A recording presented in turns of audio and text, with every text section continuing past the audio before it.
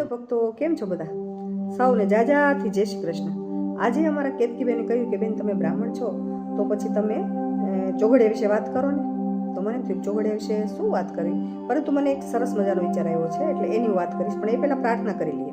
શ્રી ગણેશાય નમઃ, શ્રી સરસ્વત્યે નમઃ, શ્રી માતૃપિતૃ ચરણ કમલેભ્યો નમઃ, શ્રી વિષ્ણવે નમઃ, શ્રી ઈષ્ટ દેવતાભ્યો નમો નમઃ.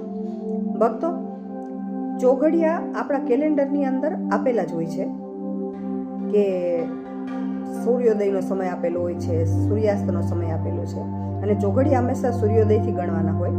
અને ચોઘડિયાનો સમય 1.5 કલાકનો હોય, એટલે સૂર્યોદય થયો હોય એના પછીનો 1.5 કલાકનો જે સમય હોય એ પહેલું ચોઘડિયું હોય.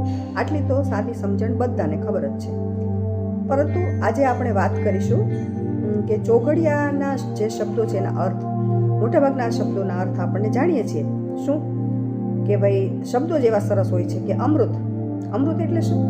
જે અમર બનાવે તેવું, એટલે અમૃત એટલે શાશ્વત એવું કહી શકાય. પછી કાલ, કાલ એટલે કાળ, સમય, બરાબર. અથવા તો આપણે એમ કહેવાય કે શુભ, શુભ એટલે કલ્યાણ.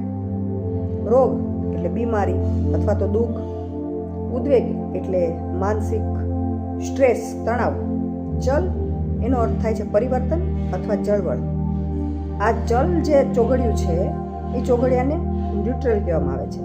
એટલે જલ ચોઘડિયું છે ને એની આજુબાજુના ચોઘડિયાની જે અસર હોય ને એ એની ઉપર અસર હોય. એટલે એમ કહેવાય ને કે આપણે કેમ જેમ બુધ ગ્રહ છે કે જેની સાથે રહેવો થઈ જાય, એવી રીતે જલ ચોઘડિયું જે ચોઘડિયાની સાથે રહે ને એવી એનામાં અસર આવે. હવે એક બીજી વાત તમારું ધ્યાન દોરું કે ચોઘડિયા તમે જોજો, આખા દિવસના ચોઘડિયા તમે જુઓ, એમાં ચલ ક્યાં આવે છે? 2 ચોઘડિયા સારા હશે પછી ચલ આવશે, પછી 2 ચોઘડિયા ખરાબ હશે પછી પાછું.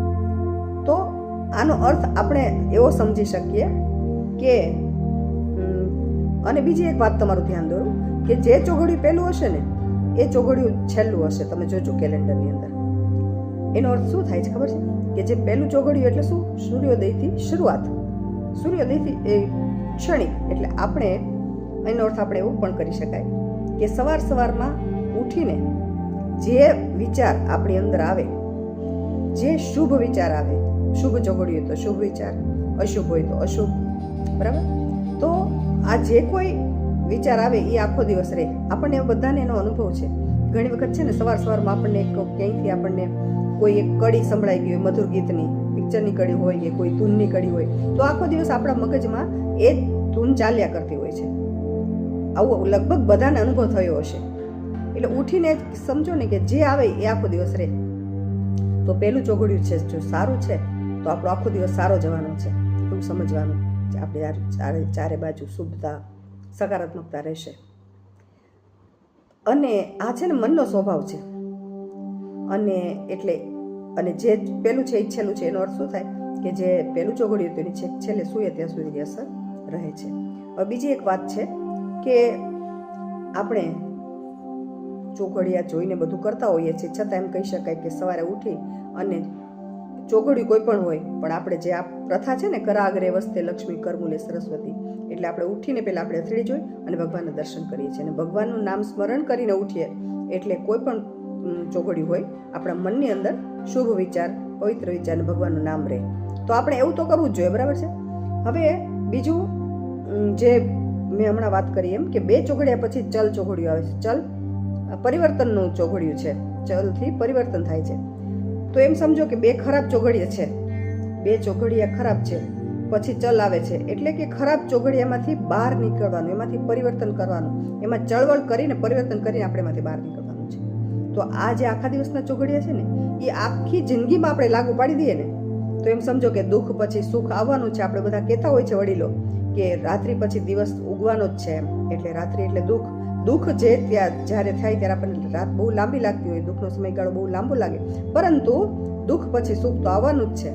તો જ્યારે આપણને દુઃખ પછી સુખ આવે છે ત્યારે પાછા આપણે છકી ન જઈએ સુખ જોઈને, પણ જે દુઃખ ભોગવ્યું છે ને એ દુઃખને યાદ કરીએ, એ પરિસ્થિતિને યાદ કરીએ અને પછી આપણી પરિસ્થિતિમાં આપણે પરિવર્તન કરીએ, મહેનત કરીએ, ચળવળ કરીને પરિવર્તન કરીને સુખ લાવીએ. તો આ આખા ચોઘડિયા છે ને આપણે જિંદગી સાથે સમજવાની વાત છે ને સરસ મજાની વાત. તો હવેથી આપણે પણ આવું કરીશું. જ્યારે પણ આપણી ઉપર કંઈ દુઃખ પડે તો આપણે એવું કહેવાનું ઈશ્વર ઈચ્છા બલી હશે. બરાબર? ઈશ્વરની ઈચ્છા જે બળવાન છે અને આપણે ઈશ્વરનું નામ સ્મરણ ચાલુ રાખવાનું. અને એવું પણ વિચારવાનું કે અત્યારે ઈશ્વર કસોટી કરી રહ્યા છે, તો મારે આ સમયમાં હું ઈશ્વરનું નામ તો કોઈ પણ પરિસ્થિતિમાં નહીં છોડું. અને આપણે કસોટીમાંથી ખરેખર પાર નીકળી જઈએ. અને કહેવાય ને કે ખરાબ પછી ચલ પછી સારું, અને સારા પછી ચલાવે ને ત્યારે પણ આપણે એ સારી અસર મગજમાં રાખવાની, સકારાત્મક મગજમાં રાખવાની.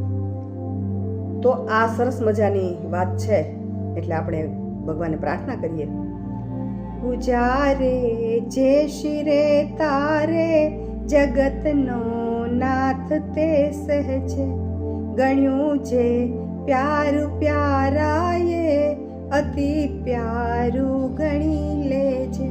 તો ભક્તો, ચોઘડિયું કોઈ પણ હોય, આપણી ઈચ્છા થાય તો ખુશ થવાનું, આપણી ઈચ્છાથી ન થાય તો ઈશ્વર ઈચ્છા એમ સમજી અને દરેક પરિસ્થિતિમાં ખુશ રહેવાનો પ્રયત્ન કરવાનો. ચોઘડિયું મતલબ કોઈ પણ સમય આપણે જિંદગીમાં આવે, સારો નરસો, એ બધામાં આપણે ચલ ચોઘડીની જેમ સ્થિર રહેવાનું છે, ન્યુટ્રલ રહેવાનું છે અને ઈશ્વર સ્મરણ કરવાનું છે. ચાલો ભક્તો, મજા આવીને? આવતીકાલે નવી વાત સાથે ફરીવાર મળીશું. ત્યાં સુધી સૌને જય શ્રી કૃષ્ણ. આવજો.